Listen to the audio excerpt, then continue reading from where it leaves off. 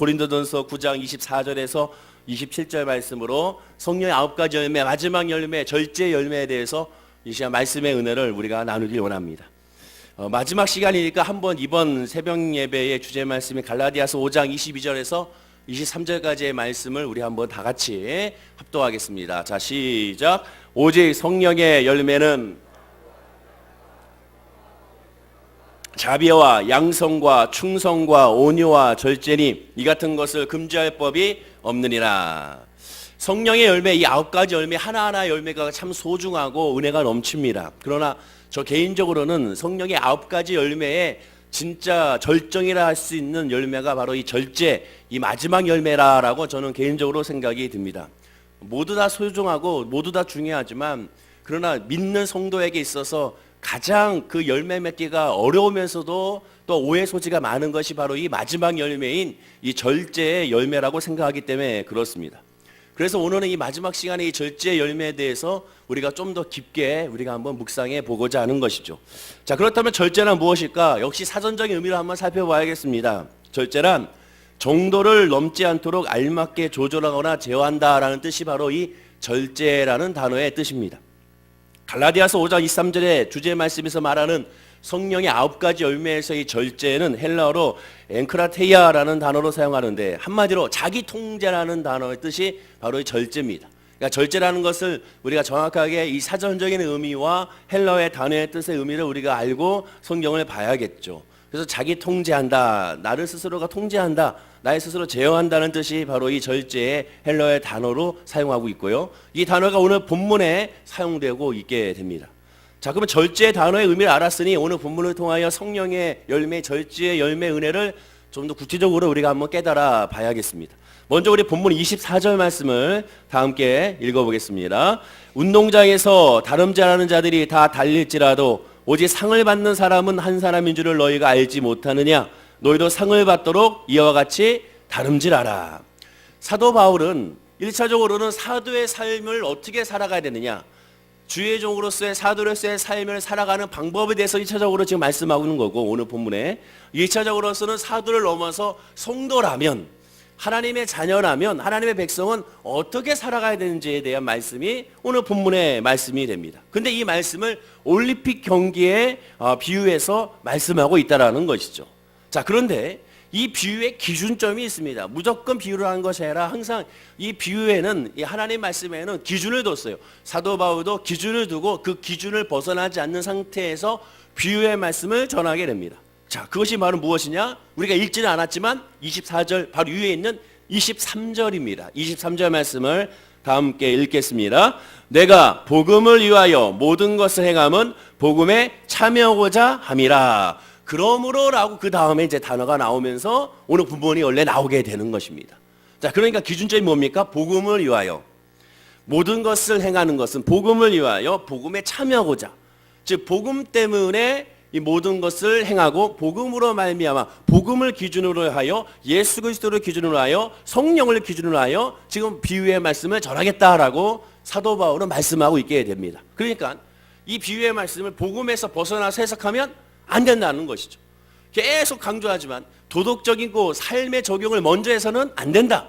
하나님의 말씀은 삶의 적용이 먼저가 아니라 우리의 영적인 적용, 하나님과의 영적인 적용이라는 것이 거창하게 말하는 것이 아니라 하나님과의 관계의 적용, 하나님과의 관계의 적용을 먼저 하고 나서 그 다음에가 삶의 적용이 돼야 한다는 것이죠.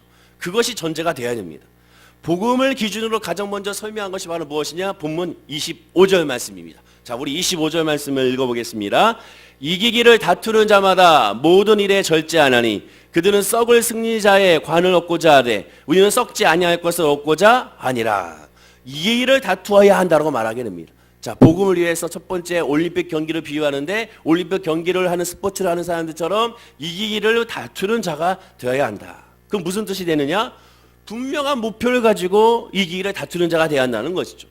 경기에 나간 사람이 목표가 없이 경기를 나간 선수는 단 한 사람도 없을 것입니다. 목표와 분명한 뜻을 가지고 경기에 임하는 것처럼 복음으로 말미암아 그 복음에 참여한 성도는 바로 분명한 뜻을 가지고 목표를 가지고 나가는 삶이 돼야 한다라고 강조하게 되는 것입니다. 그럼 그 목표가 무엇입니까? 바로 기준이죠. 복음이 목표가 되어야 되는 것이고 복음을 전하는 것이 목표가 되는 것이고 복음의 축복을 나누는 것이 복의 통로가 되는 것이 그것이 바로 목표가 되어야 되는 것입니다. 고린도전서 9장 23절 아까 이 있는 기준의 말씀을 공동 번역으로 하면 이렇게 나옵니다. 나는 복음을 전하기 위하여는 무슨 일이라도 하고 있습니다. 그리하여 그들과 같이 복음의 축복을 나누려고 하는 것입니다 라고 표현하게 됩니다. 즉 성도도로 개인적인 현실적 목표를 먼저 세우기 전에 2018년도에 나의 개인적인 목표를 먼저 세우기 전에 복음의 목표를 먼저 세워야 한다는 것이죠. 주여 2018년도에 주의 복음을 전할 수 있도록 내 삶을, 주의 복음을 전할 수 있도록 내 직장을, 주의 복음을 전할 수 있도록 내 사업장을, 주의 복음을 전할 수 있도록 내 학업을, 하나님 주의 복음을 전할 수 있도록 나의 건강함을 하나님 인도해 달라는 그런 기준 안에서 그런 기도로 하나님께 새 계획을 하나님께 아뢰고 강구해야 되는 것입니다. 분명한 소명과 뚜렷한 목표를 가져야 한다는 것이죠. 그리고 나서 이어서 본문 26절에 나옵니다. 자, 26절 말씀을 읽어볼까요? 그러므로 나는 다름질하기를 향방 없는 것 같이 아니하고 싸우기를 허공을 치는 것 같이 아니하며, 다름질하기를 향방 없는 것 같지 아니하고 허공을 치는 것 같지 않다는 뜻도 무엇입니까? 복음의 목표가 없음을 의미하게 됩니다. 복음의 목표가 있어야 되는데 복음의 목표가 없이 삶을 살아가는 사람은 바로 이렇게 향방 없는 달리기라는 것이죠. 또 허공을 치는 권투와 지금 비교하고 있게 되는 것입니다. 둘 다 자기의 삶의 방향에 중심이 없다라는 것이죠. 아니요, 무슨 소리입니까? 나는 중심이 있습니다. 나는 분명한 목표가 있습니다. 분명한 계획이 있습니다. 물론 있겠죠. 그러나 그것은 하나님이 아니고 복음이 중심이 아닌 것은 다 허공을 치는 그러한 모습이라는 것입니다. 향방 없는 달리기라는 것이죠. 세상의 목표를 승리하면 다 가지고 행복할까요? 세상의 모든 목표를 이루면 모든 것이 행복할까요? 그렇지가 않다는 것이죠. 늘 부족함을 느끼게 되는 것입니다. 내가 대통령이 되면 행복할 것 같다고 생각할지 모르지만 대통령이 되고 나면 그 다음에 욕심은 또 대통령이 되는 것이죠. 러시아의 바로 푸틴 대통령은 지금 몇 번째 지금 대통령으로 나가는지를 모릅니다. 한마디로 민주적인 독재라는 말이 나오고 있는 것이죠. 왜? 인간을 한 번 하게 되면 또 다시 그것을 채워야 되는 것입니다. 돈으로 아무리 채워도 또 돈을 요구하는 것이 인간이지 않겠습니까? 그것이 바로 인간의 욕심의 모습인 것이죠. 연예인들이 정상에 인기에 올라갔는데 왜 우울하고 왜 조울증에 걸리고 왜 그들이 자살까지 이르게 됩니까? 그 이유는 바로 무엇이겠습니까? 늘 부족하고 늘 불안하기 때문에 그렇습니다. 왜냐? 인간이기 때문에 그렇습니다. 인간의 내면에는 세상의 어떤 것으로도 채울 수 없는 그 공간이 있기 때문에 그렇습니다. 채워지지 않는 영역이 있기 때문에 그렇습니다. 왜냐? 인간은 하나님의 만든 창조물이기 때문에 그렇습니다. 하나님의 형상을 닮은 존재이기 때문에 그 공간은 하나님이 아니면 채울 수가 없고 그 공간을 아무리 세상적으로 채워도 도저히 채울 수가 없는 것입니다. 창세기 2장 7절에 여호와 하나님이 흙으로 사람을 지으시고 생기를 그 코에 불어넣으시니 사람이 생명이 된지라 라고 말씀하고 있지 않습니까? 유일하게 다른 피조물과 다른 사람은 하나님의 생명이 들어간 존재이기 때문에 생명으로 채워지지 않으면 온전한 만족을 누릴 수가 없고 생명으로 채워지게 되면 다른 것은 부족해도 진정한 만족을 누리는 존재가 바로 저와 여러분 하나님의 자녀라는 것을 우리가 깨달아 알아야 되는 것입니다. 그러나 하나님의 형상으로 창조된 우리 인간이 아담의 원죄 이후에 하나님과 관계가 단절이 되고 파괴가 됨으로 말미암아 다시 예수 그리스도께서 이 땅에 오셔서 우리를 대제사장, 영원하신 대제사장으로 이 땅에 오셔서 우리를 위하여 화목제물로 삼아주시고 그로 말미암아 다시 관계가 회복이 된 것이죠. 예레미야 2장 13절에 이렇게 말씀합니다. 내 백성이 두 가지 악을 행하였나니 곧 그들이 생수의 근원 대신 나를 버린 것과 스스로 웅덩이를 판 것인데 그것은 그 물을 가두지 못할 터진 웅덩이들이니라 라고 말씀하게 됩니다. 스스로 웅덩이를 팠는데 아무것도 그 웅덩이를 메꿀 수가 없다는 것이죠. 이 세상적인 것은 도저히 안 됩니다. 그 물을 가두지 못할 터진 웅덩이라고 말씀하게 됩니다. 하나님을 버리고는 웅덩이를 아무리 깊이 판들 그리고 거기 아무리 채운들 그 비워진 공간에 생수가 채워지지 않는 것입니다. 에레미야 선지자는 이것을 눈물로 이스라엘 백성들에게 호소했다라는 것이죠. 자, 그런데 여기까지는 모든 성도님들은 다 알고 있습니다. 다름질하는 것에서 진짜 중요한 것이 복음을 향한 것이고 복음을 향한 방향성이고 복음을 위한 목표고 복음을 위한 사명인 것은 다 알고 있습니다. 이 모든 것을 위하여 진짜 필요한 은혜는 그러나 따로 있다라는 것이죠. 그렇다면 그것이 무엇이겠습니까? 당연히 성령을 받아야 됩니다. 성령 받아야 이 모든 것을 감당할 수가 있게 되는 것이죠. 그러나 본문을 통해 봤을 때 특별히 성령을 받긴 받아야 되는데, 성령을 받으면 어떤 역사가 나타나느냐? 이 마지막 열매인 절제의 열매가 맺어져야 비로소 이 모든 은혜를 누릴 수가 있게 되는 것입니다. 다시 한번 우리 본문 25절 말씀을 큰 소리로 읽어보겠습니다. 이기기를 다투는 자마다 모든 일에 절제하나니 우리는 썩지 아니할 것을 얻고자 하노라. 이를 현대어 성경으로 읽어드리면, 우승자가 되려고 경쟁하는 선수마다 모든 일에 절제합니다. 그들은 썩을 면류관을 얻기 위해 그렇게 하지만 우리는 썩지 않을 면류관을 위해 그렇게 해야 합니다. 자, 이기기를 다투는 자마다 모든 일에 절제한다. 우승자가 되려고 경쟁하는 선수마다 모든 일에 절제한다. 무엇이 필요하냐? 절제가 필요하다는 것이죠. 절제가 있어야 한다. 여러분, 그러면 지금 비유로 운동 경기를 지금 비유로서 사도 바울이 말하고 있습니다. 운동 경기 선수들처럼 절제가 필요하다. 그럼 운동 경기에서 절제란 무엇입니까? 아니, 절제를 위한 장치가 무엇입니까? 이 시합을 위한, 스포츠를 위한 그런 절제의 장치는 무엇입니까? 크게 두 가지죠. 첫째는 뭡니까? 첫째는 심판이고, 두 번째는 경기 규칙이 되게 되는 것입니다. 사도 바울이 달리기를 예를 들었습니다. 여러분, 달리기에서 절제란 무엇이겠습니까? 달리기에서의 규칙이란 무엇이겠습니까? 심판의 땅소리 나는 출발 신호와 결승점에 도착했을 때 다시 한번 땅 울리는 그러한 도착 신호, 1등에 대한 소리가 되게 될 것입니다. 사도 바울이 권투의 예를 지금 들었습니다. 권투에서의 절제란 무엇이겠습니까? 규칙이란 무엇이겠습니까? 심판이 공을 울려야 경기가 시작이 되죠. 심판이 공을 쳤을 때 그 시합을 1라운드가 마치는 것입니다. 1라운드에 공을 울렸는데도 불구하고 선수가 절제하지 못하고 상대방을 공격한다면 그때는 페널티가 적용이 되게 되는 것이죠. 경고를 먹게 되는 것입니다. 규칙이 정해져 있습니다. 내가 흥분되고 내가 화가 난다고 예전에 그 타이슨처럼 이빨로 상대 선수의 귀를 물어버린다면 그 사람은 바로 실격 처리가 되고야 마는 것이죠. 왜냐? 규칙이라는 것은 절제를 위한 그런 모습이라는 것을 우리가 알게 되는 것입니다. 그렇다면 성도에게 있어서의 절제란 무엇입니까? 아주 간단하죠. 성도에게 있어서의 규칙과 심판이 무엇이겠습니까? 바로 하나님의 호루라기 소리와 하나님의 권투에 종을 이루는 이 공소리가 되는 것이죠. 하나님의 소리에 움직이고 하나님의 소리에 멈춰있는 것이 바로 이 성령의 열매의 마지막에 절제인 것입니다. 성경의 예를 한번 들어볼까요? 여러 가지 많은 예가 있지만 가장 쉬운 예가 출애굽한 이스라엘 백성들입니다. 민수기 9장 18절과 19절에 하나님의 절제의 성령의 역사를 자세하게 설명해 주고 있습니다.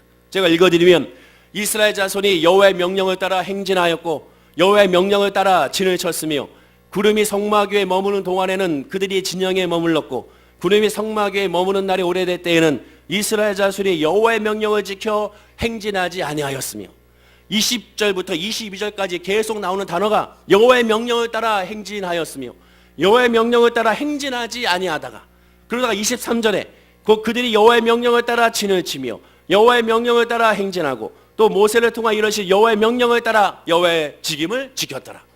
계속 강조하는 것이 무엇입니까? 여호와의 명령을 따라, 여호와의 명령을 따라, 여호와의 명령을 따라. 이스라엘 백성들이 약 200만에서 300만 되는 모든 이스라엘 백성들이 한결같이 여호와의 명령이 떨어지기만 기다리고 있는 것입니다. 여호와의 명령이 떨어지면 움직이는 것이고, 여호와의 명령이 떨어지면 멈추는 것이고, 여호와의 명령이 떨어지면 진을 치는 것이고, 여호와의 명령이 떨어지면 진을 거둬들이는 것이 이스라엘 백성들의 모습이고, 그것이 성령의 인도하심의 모습이라는 것입니다. 아, 나는 조금 더 걸어갈래요. 나는 조금 더 걸을 수 있어요. 나는 조금 더 잠을 잘래요. 나는 조금 더 일찍 잠을 들래요. 인간이 그렇게 할 수가 없다라는 겁니다. 성령의 열매를 맺었는가? 절제가 됩니다. 절제. 하나님을 바라보게 되죠. 인간을 바라보는 것이 아닙니다. 사도 바울이 말하죠. 내가 사람에게 좋게 하랴 하나님께 좋게 하랴.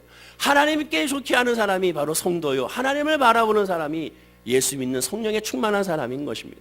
하나님의 신호에 움직이고 하나님의 신호에 멈출 수 있어야 한다는 것이죠. 이것이 성령의 열매의 절제입니다. 근데 초반에 말씀드린 것처럼 이것이 잘 안 되는 것이죠. 성령에 충만한다 하면서도 그냥 무조건 불도저로 밀고 나갑니다. 내 입을 크게 열라하셨으니 그냥 무조건 밀고 나가는 거. 하나님은 멈춰 계속 공을 울리고 있는데, 그러나 아닙니다 하나님, 나는 나가겠습니다라고 나가는 경우가 의외로 굉장히 많다는 겁니다. 무리한 교회의 건축이 바로 그런 것이겠죠. 무리한 교회의 확장이 바로 그런 것이겠죠. 무리한 그러한 섬김이 바로 그런 모습이 될 것입니다.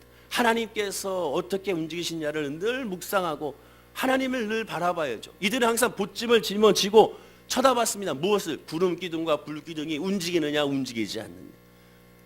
구름 기둥과 불 기둥이 움직였을 때 비로소 한 발짝 떼는 것이 이스라엘의 모습이었다는 것입니다. 그래서 성령의 열매의 절제는 바로 하나님의 뜻이라는 것이 뜻. 하나님의 뜻. 그 뜻이 어디 있느냐. 그 뜻대로 멈출 수 있고 갈 수 있는 은혜가 절제인 것입니다. 내 생각과 달라도 그래 하나님 멈춰라 했으니까 멈춰야지. 내 생각은 다르지만 하나님 가라고 했으니까 가야지. 왜? 하나님이 하시니까. 그리고 그 안에서 자유와 평안을 누리는 것이 그것이 성령의 충만함인 것입니다. 하나 더 예를 들까요? 민수기 13장에서 하나님은 모세에게 말씀하십니다. 야 사람을 보내요. 가나안 땅을 정탐하라. 그러자 모세가 12명의 정탐꾼들을 세우고 40일 동안 가나안 땅을 두루두루 다니며 그 땅을 정탐하게 했습니다. 한결같이 12명의 정탐꾼들을 40일 동안 두루 다니며 살펴본 후에 다음과 같이 보고하죠. 민수기 13장 27절에 모세에게 말하 이르되 당신이 우리를 보낸 땅에 간즉 과연 그 땅에 젖과 꿀이 흐르는데 이것은 그 땅의 과일이니이다 라고 고백하게 됩니다. 정말 하나님의 약속의 말씀처럼 그 땅은 좋은 땅이었습니다. 그 땅은 기름진 땅이었습니다. 그 땅은 열매의 땅이었습니다. 너무나도 좋습니다라고 한결같이 12명의 정탐꾼들이 모두가 다 같은 보고를 합니다. 그런데 그 다음에 갑자기 여호수아와 갈렙을 제외하고 그 다음 구절인 28절에 그러나 그 땅 거주민은 강하고 성읍은 견고하고 심이 클 뿐 아니라 거기서 아낙 자손을 보았습니다. 32절과 33절에 보면 이스라엘 자손 앞에서 그 정탐한 땅을 압평하여 이르되 우리가 두루 다니며 정탐한 땅은 그 거주민을 삼키는 땅이요 거기서 본 모든 백성은 신장이 장대한 자들이며 거기서 내핀 후손인 아낙 자손의 거인들을 보았나니 우리는 스스로 보기에도 메뚜기 같으니 그들이 보기에도 그와 같았을 것이니라라고 스스로가 그 땅을 정탐한 것에 대하여 악평하여 이르되 악평하고 있는 것을 보게 됩니다. 하나님 뭐라고 말씀하셨습니까? 가라. 저 땅이 너희들 땅이다. 가라라고 말씀하셨습니다. 근데 이스라엘 백성들은 못 간다라고 말하게 되죠. 하나님은 가라. 아니요, 우리는 못 가겠습니다라고 말하게 됩니다. 이게 뭡니까? 성령의 열매의 절제가 없는 것이죠. 성령이 없는 겁니다. 절제란 여호수아와 갈렙과 같은 고백입니다. 자, 우리 30절 말씀을 화면과 함께 다 같이 읽어보겠습니다. 갈렙이 모세 앞에서 올라가서 그 땅을 취하자 능히 이기리라 하나. 여러분 여호수아 갈렙이 지금 이 10명의 정탐꾼들의 이 악평에 대해서 반박하지 않았습니다. 즉, 야 니들 잘못 봤어 그렇지 않아 이렇게 말한 것이 아니에요. 그대로 인정했어요. 그래 네 말이 맞아. 그러나 우리가 그 땅을 차지할 수 있어. 왜? 하나님이 말씀하셨으니까. 하나님이 약속했으니까 가는 거야. 이것이 성령의 절제입니다. 내 뜻이 아닌 하나님의 뜻으로 움직이는 것이죠. 아까 절제의 뜻이 뭡니까? 내 스스로의 통제죠. 자아 통제. 나를 통제하는 겁니다. 내 생각을 통제하고 내 판단을 통제하고 내 눈길을 통제하고 내 느낌을 통제하고 내 감각을 통제하는 겁니다. 그리고 하나님께 맡기는 것이죠. 신약의 예를 마지막으로 하나 더 들겠습니다. 사도 바울의 예를 한번 들어보게 되면 사도 바울의 예는 아예 이스라엘과 반대입니다. 사도 바울은 복음에 대한 열심이 있었습니다. 그래서 로마로 가서 복음을 빨리 전하고 싶었습니다. 그러나 로마에 가지 못했습니다. 로마에 가서 복음을 전하고 싶은데 로마에 가는 길이 막혔어요. 막히니까 어떻게 합니까? 가지는 못하니까 그 열정이 있으니까 대신 편지를 씁니다. 그 편지가 로마서입니다. 로마서. 이러한 사도 바울의 전략은요, 본인이 가고 싶은 대로 가지 못해서 동방으로 난 선교를 하고 싶습니다. 하나님이 막으셨습니다. 아니야, 너는 동방으로 가는 것이 아니야. 내가 원하는 것은 동방이 아니라 바로 서방으로 가는 것이야 라고 하나님 말씀하시게 되죠. 한마디로 사도 바울의 선교 전략은 성령의 열매인 저는 개인적으로 절제의 선교 전략이다라고 말할 수가 있습니다. 절제의 선교 전략이라는 것이죠. 마치 물이 흘러가는 것과 같습니다. 물과 같다고 저는 생각이 듭니다. 물은 어떻습니까? 물은 흘러가다 막히면 일단 멈추죠. 물이 잠깐 멈추는 것 같습니다. 그러다가 그 물이 멈추지만 돌아가게 되죠. 평평한 곳을 만나면 천천히 움직이고 가파른 곳을 만나면 급하게 내려가는 것이 바로 물의 특징입니다. 그럼 물이 자기가 의도가 있어서 그렇게 하는 겁니까? 아니죠. 물은 그냥 물 그대로입니다. 물은 그대로지만 그 물이 흘러가는 그 환경에 따라서 물이 급하기도 하고 물이 잔잔하기도 하고 물이 돌아가기도 하고 물이 돌아가지 아니하고 새 나가기도 하는 것이 바로 그 특징인 것을 보게 됩니다. 마찬가지로 사도 바울의 선교의 전략은 이 절제라고 저는 개인적으로 말하는데, 하나님이 인도하시는 그대로, 성령님의 인도하시는 그대로 자신이 내세우지 아니하고, 하나님 나 일로 가고 싶어요. 아니야, 일로 가. 네, 알겠습니다. 일로 가는 것이죠. 하나님께서 여기서 복음을 전해. 네, 알겠습니다. 전 저쪽으로 가고 싶은데 아니야, 일로 복음을 전해. 알겠습니다. 거기서 복음을 전하는 것이죠. 하나님 난 지금 가는데 왜 폭풍과 밀려옵니까? 왜 풍랑이 옵니까? 이럴 수 있습니까? 그럴 수 있는 거야. 네, 알겠습니다라고 그가 따라가는 것이죠. 늘 성령님의 인도하심에 따라 주님이 가는 길이 내가 하는 길이요라고 아멘하고, 내 뜻과 내 계획은 다 내려놓고 성령님만 바라보는 것이 사도 바울의 선교의 전략인 성령의 열매, 절제의 전략이었음을 우리가 확인할 수가 있게 되는 것입니다. 결론입니다. 믿음 안에 있는 사람이 꼭 살펴봐야 될 것이 무엇이냐? 절제입니다. 특별히 신앙생활이 오래 한 사람들이 살펴봐야 될 것이 무엇이냐? 이 절제입니다. 많은 주회중도 마찬가지입니다. 목사님들도 마찬가지, 저도 마찬가지입니다. 신앙생활을 오래 했는가? 직분을 오래 가졌는가? 또한 신앙의 은혜가 많았는가? 예전에 많은 기적을 경험했는가? 많은 하나님의 소망을 경험했는가? 그러면 늘 먼저 살펴봐야 할 것이 무엇이냐? 성령의 열매 가운데 절제의 열매를 살펴봐야 됩니다. 행여나 내가 하나님보다 앞서가지 않을까? 행여나 내가 하나님보다 더 깊게 생각하지는 않는 것인가? 내가 뭐길래 하나님의 생각보다 깊다고 혹시 여기지 않는가? 하나님의 말씀을 내가 과연 정말 확신하고 있는가? 눈에 보이는 것으로 말미암아 흔들리는가? 아닌가? 말씀으로 나아가고 있는가? 믿음으로 나아가고 있는가? 믿음으로 사는가? 내 생각, 내 뜻으로 사는가? 2018년도에 모든 계획을 하나님께 올려드릴 때 내 계획이 먼저인가? 하나님의 계획이 먼저인가? 하나님, 내 계획을 하나님께 다 작성하여 하나님께 아뢰미라. 자, 이것이 2018년도의 내 계획입니다. 하나님, 이 계획이 하나님께서 허락하여 주십시오. 그러나 이젠 하나님께서 내 계획을 수정시켜 줬을 때 그저 아멘하게 하옵소서. 이것이 성령의 열매의 절제인 겁니다. 왜냐? 하나님이 우리에게 주시는 모든 것은 완벽한 선이기 때문에 그렇습니다. 완전하신 하나님이라고 하지 않습니까? 완전하시고 모든 것에 완전하게 의를 이루시는 그 하나님이 우리에게 해주신다는 것은 가장 좋은 것이라는 것을 우리가 믿어야 됩니다. 사도 바울은 이를 위하여 본문 27절에 이렇게 고백을 합니다. 결론적으로 고백을 하죠. 다 함께 이 말씀을 읽고 마치겠습니다. 자, 시작. 내가 내 몸을 쳐 복종하게 함은 남에게 전파한 후에 자신이 도리어 버림을 당할까 두려워함이로다. 와, 사도 바울이 얼마나 성령의 사람인지를 알 수 있는 것이 이것입니다. 공동번역으로 읽어드리면 나는 내 몸을 사정없이 단련하여 언제나 민첩하게 움직일 수 있게 합니다. 이것은 내가 남들에게는 이기자고 외쳐놓고 나 자신의 실격자가 되지 않게 하려는 것입니다. 한마디로 제가 이렇게 설교를 해놓고, 설교는 그렇게 해놓고 나는 그렇게 살지 않아서 하나님께 버림받아가 두렵다라는 것이죠. 여러분, 성령을 충만함을 말합시다. 하나님을 의지합시다 해놓고 우리는 진짜 하나님을 의지하지 아니하고 세상적으로 나가지 않을까? 그것이 두렵다고 사도 바울은 이 본문 20절 마지막 구절에 이렇게 말씀하게 되는 겁니다. 2018년도에 사도 바울과 같이 우리는 성령을 통하여 우리 앞날의 소명과 사명에 대한 절제, 성령의 절제가 우리 삶 가운데 있게 해달라고 우리 모두가 다 기도해야 될 줄로 믿습니다. 왜냐? 하나님의 인도하심에는 분명히 합력하여 선을 이루기 때문에 그렇습니다. 새벽 예배 때는 웬만해서는 서로 인사를 안 시키는데 오늘 마지막 날이니까 옆에 분에게 한번 인사를 하겠습니다. 올 한 해 하나님의 복 많이 받으시기 바랍니다. 인사하겠습니다. 새벽에는 왜 인사 안 하냐? 서로 무장해제하고 오신 분들이 많기 때문에 웬만하면 인사는 안 하는데, 그래도 신년이니까 우리가 새해 축복을 나누는 것이 좋습니다. 2018년도에 성령의 9가지 열매가 이렇게 마치게 됩니다. 성령의 9가지 열매를 위하여 우리가 기도할 때 다른 거 다 기억하지 않아도 하나만 기억하면 됩니다. 성령이 계셔야 내가 승리한다.